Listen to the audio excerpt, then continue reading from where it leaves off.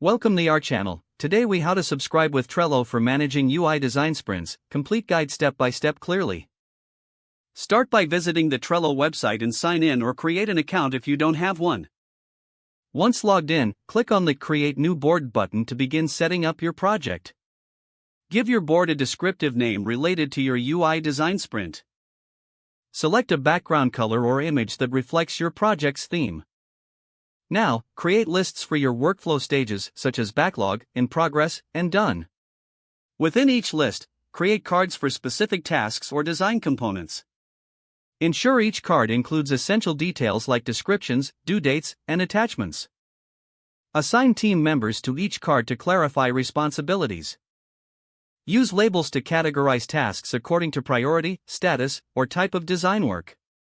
Utilize checklists within cards to break down tasks into smaller, actionable steps.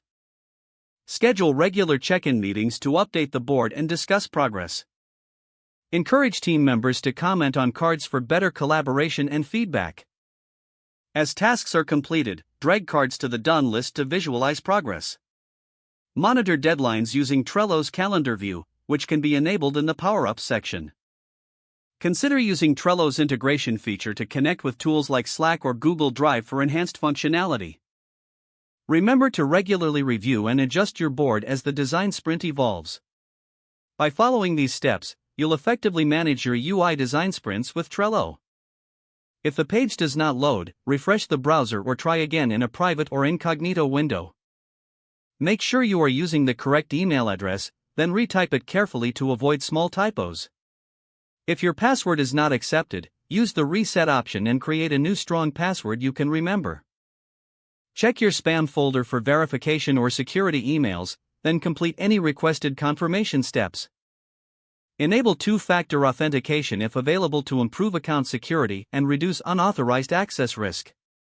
After signing in, review your profile details so your contact information and settings are accurate and current. If you see an error message, note it down and try again after restarting your device and internet connection. Log out when you finish, especially on shared devices, to keep your account and payment information secure. If the page does not load, refresh the browser or try again in a private or incognito window.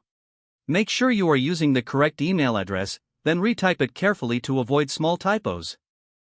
If your password is not accepted, use the reset option and create a new strong password you can remember. Check your spam folder for verification or security emails, then complete any requested confirmation steps.